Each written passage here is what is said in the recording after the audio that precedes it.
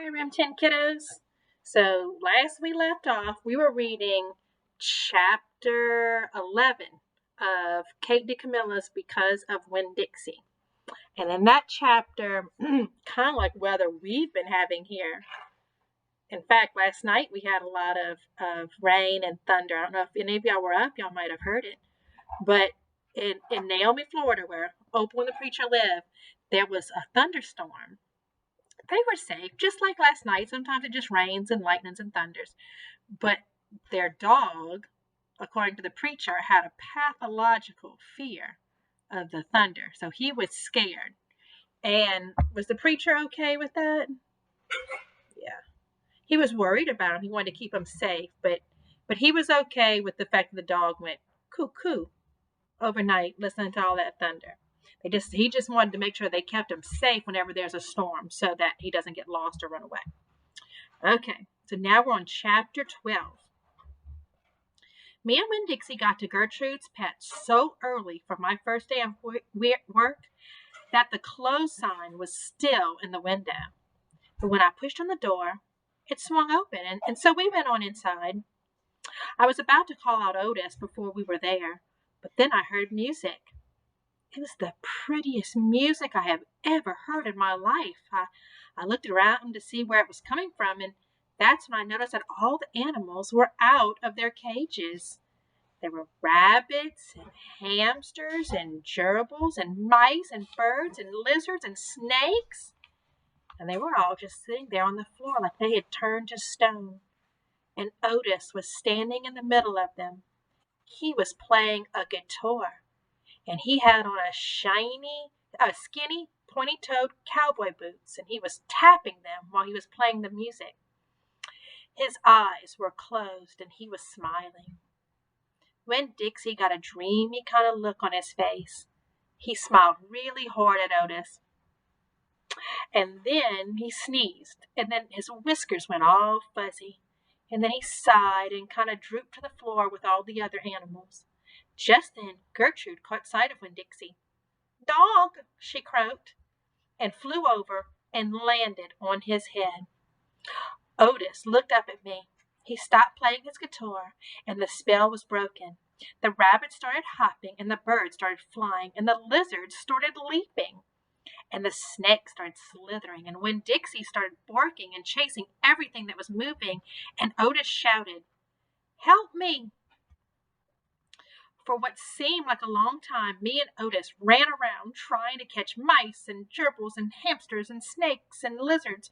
We kept on bumping into each other and tripping over animals, and Gertrude kept screaming, "Dog! Dog!" Every time I caught something, I put it back in the first cage I saw.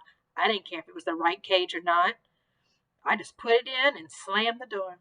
And the whole time I was chasing things, I was thinking that Otis must be some sort of snake charmer. The way he could play his guitar and make all the animals turn to stone. And then I thought, this is silly. I shouted over Winn Dixie barking and Gertrude yelling. I said, "Play some more music, Otis." He looked at me for a minute, then he started playing his guitar. And in just a few seconds, everything was quiet. Winn Dixie was lying on the floor, blinking his eyes and smiling to himself and sneezing every now and then. And the mice and the gerbils and the rabbits and the lizards and the snakes that we hadn't caught yet got quiet, and they sat still, and I picked them up one by one and put them back in their cages. When I was all done, Otis stopped playing. He looked down at his boots. "I was just playing them some music. It makes them happy." "Yes, sir," I said. "Did they escape from their cages?" "No," Otis says. "I take them out. I feel sorry for them being locked up all the time. I know what it's like being locked up." "You do?" I said. "Oh, I've been in jail," Otis said. He looked at me real quick and then looked back down at his boots. "You have?" I said. "Never mind," said Otis. "Aren't you here to sweep the floor?" "Yes, sir," I told him. He walked over to the counter and started digging through a pile of things, and finally he came up with a broom. "Here," he said, "you should start sweeping." only he must have gotten confused. He was holding out his guitar to me instead of the broom. With your guitar? I said. He blushed and handed me the broom, and I started to work. I am a good sweeper. I swept the whole store and then dusted some of the shelves. The whole time I worked, Winn Dixie followed me, and Gertrude followed him, flying behind him and sitting on his head and his back and croaking real quiet to herself. Dog, dog. When I was done, Otis thanked me. I left Gertrude's pets thinking about how the preacher probably wouldn't like it very much that I was working for a criminal. Sweetie Pie Thomas was waiting for me right out front. I seen that, she said. She stood there and sucked on her knuckle and stared at me. Seen what? I said. I seen all them animals out of their cages and keeping real still. Is that man magic? She asked. Kind of, I told her. She hugged Winn Dixie around the neck. Just like this grocery store dog, right? Right, I said. I started walking, and Sweetie Pie took her knuckle out of her mouth and put her hand in mine. Are you coming to my birthday party? She asked. I surely am, I told her. The theme is pink, she said. Oh, I know it, I told her. I gotta go, she said all of a sudden. I gotta go home and tell my mama about what I seen. I live right down there in that yellow house. That's my mama on the porch. You see her? She's waving at you. I waved at the woman on the porch, and she waved back, and I watched Sweetie Pie run off to tell her mama about Otis being a magic man. It made me think about my mama and how I wanted to tell her the story about Otis charming all those animals. I was collecting stories for her. I would also tell her about Miss Franny and the bear, and about meeting Gloria Dump and believing for just a minute that she was a witch. I had a feeling that these were the kind of stories my mama would like, the kind that would make her laugh out loud, the way the preacher said she used to like to laugh. Okay, that was chapter 12 of Kate DeCamilla's Because of Winn Dixie. What happened in chapter 12?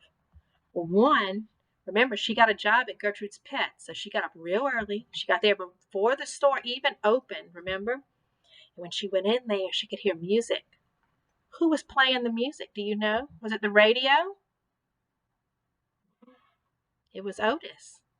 He was playing the guitar, and all the animals in the pet store sat down and they were just listening real quiet. They were mesmerized by his pretty music. But when he stopped playing, what did the animals do?